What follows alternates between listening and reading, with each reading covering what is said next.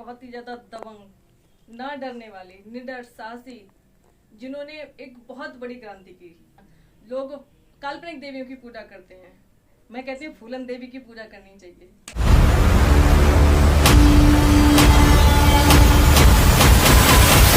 आयोजित महान वीरांगना फूलन देवी जी के जन्म दिवस पर उनके जन्मदिन मनाने के लिए क्षेत्र के सम्मानित सभी महानुभावगण, आज हम लोग इनके जीवन चर्चा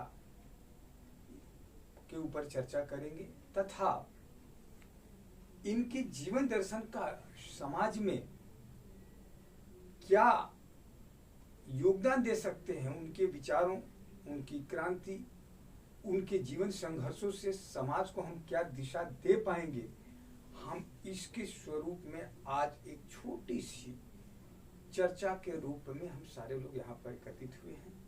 उपस्थित सभी अतिथिगण का अभिनंदन और स्वागत है। इस क्रम में के प्रथम कड़ी में सर्वप्रथम हम लोग अपना अपना परिचय देंगे और इस परिचय में सबको थोड़ा सा परिचय इसको देखिएगा अनुसार, ये चूँकि बहुत चीज़ ओपन नहीं होनी चाहिए। हाँ, मैं अमरीश मौर्य इसी नंगी निहार एक्सटेंशन में रहता हूँ, मूल रूप से बनारस सिंदौली का रहने वाला हूँ और समस्त मूल निवासी मिशन के लिए मैं अपना जीवन होल टाइमर के रूप में मैं काम करता हूँ और यही मेरा परिचय है।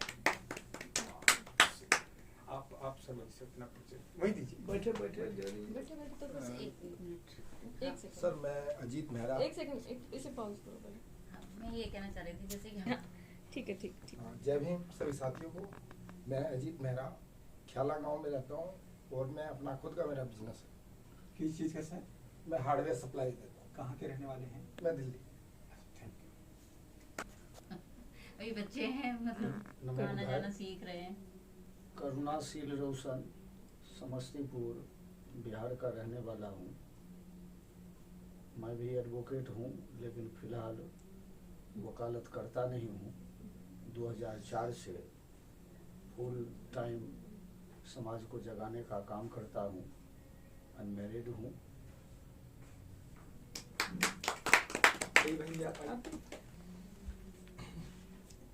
सभी को नमो बुद्धाय, जय भीम। मेरा नाम सीमा सिंह है। मैं नगरी डेली से रेजिडेंस मेरा यहाँ पर है। पीछे से मैं यूपी से बिलोंग करती हूँ, आगरा से, और एमपी में मेरा जन्म स्थल है। बस जब से मैंने जाना है बीएसपी के बारे में और मिशन के बारे में, कैडर प्रोग्राम जब से मैंने अटेंड किए हैं, तो मेरे तो रग रग में बीएसपी ही बसी हुई है और भगवान बुद्ध और बाबा साहब के अलावा मुझे और कुछ दिखता नहीं है। मैं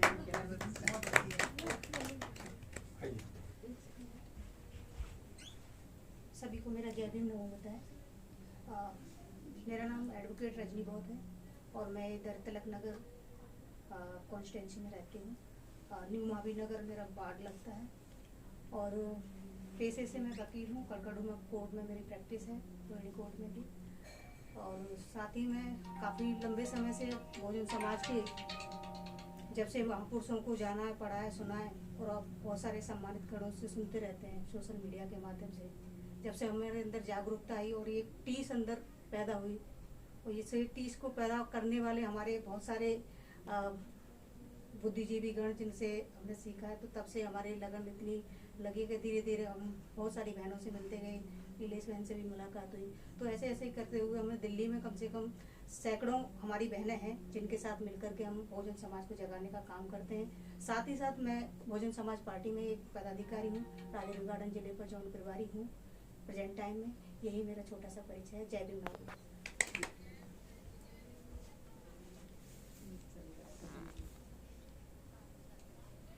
सभी सम्मानित साथियों को मेरा जय भीम नमो बुद्धाय, जय भारत। मेरा नाम रेणु बाला है और अभी मैं मोहन गार्डन विकासपुरी विधानसभा से हूँ। मेरा जिला फर्रुखाबाद उत्तर प्रदेश की मैं बेटी हूँ, वहाँ से यहाँ दिल्ली में अब रह रही हूँ। मेरे हस्बैंड दिल्ली पुलिस में हैं, मेरे 3 बच्चे हैं और अभी मैं बाबा साहब के विचारों पर आज से नहीं, मैं तो जन्म शायद मेरा हुआ भी नहीं होगा तब से मेरे पिताजी ने हमें, जब हम छोटे छोटे थे, समझने लगता है ना बच्चा जब बताते हैं, उस समय से पिताजी ने बता दिया था। क्योंकि मेरे फादर श्री लाखन सिंह तहसील फर्रुखाबाद में पेशकार थे और अब नहीं है इस दुनिया में। उन्होंने हमें बाबा साहब के विचारों से अवगत कराया और उन्होंने हमेशा हमें प्रेरणा दी कि बेटा बाबा साहब को पढ़ो, बाबा साहब के विचारों को समझो, जानो, वही हमारे भाग्य विधाता हैं। आज जो कुछ भी हम हैं उन्हीं की बदौलत है। आज छोटे बड़े पद पर हम जहाँ कहीं भी आसीन हैं, या मैं यहाँ तक कि जो हमारे हाथ में पानी का गिलास है, हमारे नाई बाल काट पा रहा है और हम अच्छे कपड़े पहन पा रहे हैं, हम घर बना पा रहे हैं, हमारे पास बैंक बैलेंस है, जो कुछ भी है ये बाबा साहब की देन है। क्योंकि जब तक संविधान लागू नहीं हुआ था उससे पहले ये सारे अधिकार हमें नहीं मिले थे और देवी देवता तो तब भी थे। बिल्कुल। जो 8 हाथ 6 हाथ की देवी देवता हैं, वो उन्होंने हमें ये सारे अधिकार कभी नहीं दिए थे। तो ये मैं बात बहुत अच्छे से जानती हूँ और जहाँ भी मुझे अवसर मिलता है मैं अपने बच्चे को लेकर जाती हूँ और मैं कोशिश करती हूँ कि वो भी ऐसे इस तरह का कोई भी कार्यक्रम होता है वहाँ बैठें, सुने। जिस तरह मैं अपने पिताजी से सीखी हूँ उसी तरह मुझसे मेरे बच्चे सीखें और आगे हमारे विचारों को आगे और हमारे बाद लेकर जाएं। और अभी जो प्रेजेंट टाइम में मेरा सबसे बड़ा फोकस है कि मैं किसी भी बच्चे को जो कि मेरी नॉलेज में आ जाए, स्कूल जाने से वंचित ना रह जाए। मेरी पूरी कोशिश रहती है कि चाहे मैं उनके लिए कुछ भी मुझे करना पड़े, कहीं भी भागदौड़ करनी पड़े, कोई डॉक्यूमेंट बनाना पड़े, कुछ भी करना पड़े, मैं उन्हें स्कूल में एडमिशन दिलाकर ही चैन लेती हूँ, तभी मुझे तसल्ली मिलती है।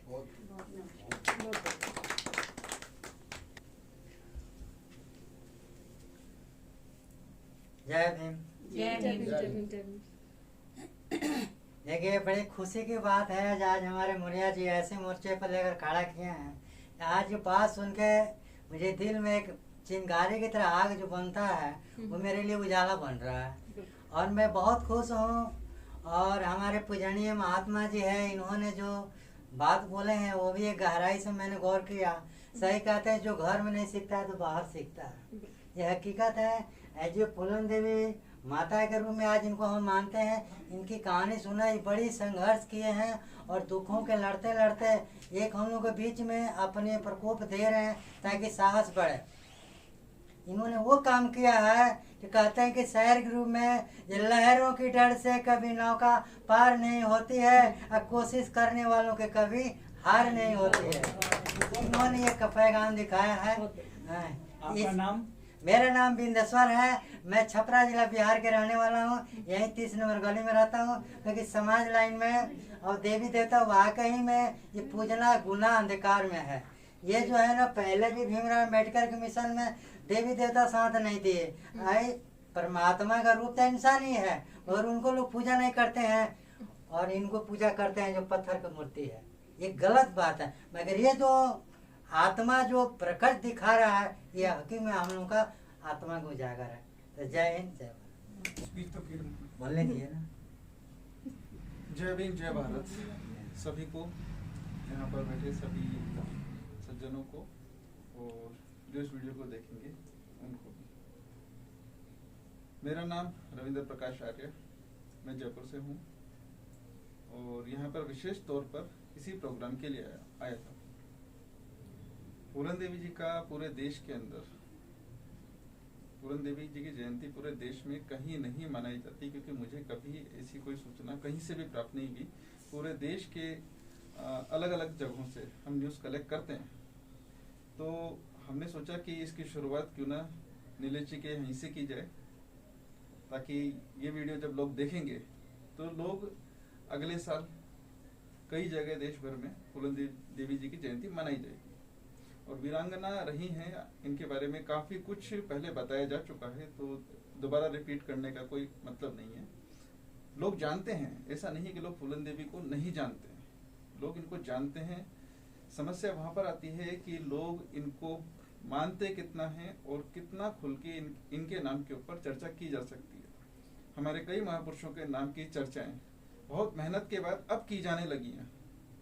तो हम चाहते हैं कि जितने भी महापुरुष रहे हैं हमारे बहुजन समाज के अंदर, जितने भी लोग उन्होंने संघर्ष किया हम लोगों के लिए, अपने व्यक्तिगत जीवन में संघर्ष किया, उनकी चर्चा हो ताकि कई लोगों को हिम्मत मिले।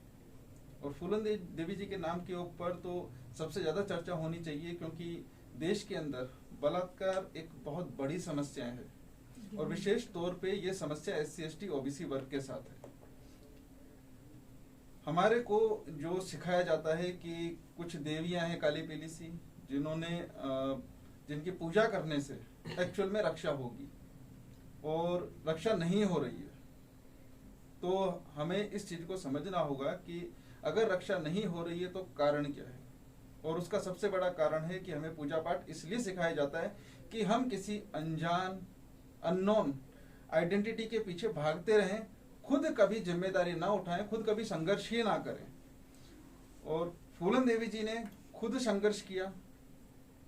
फूलन देवी जी ने जो अत्याचारी लोग थे, जो शोषण करता थे, उनको फूलन देवी जी ने खुद की रिस्पॉन्सिबिलिटी मान करके सजा दी।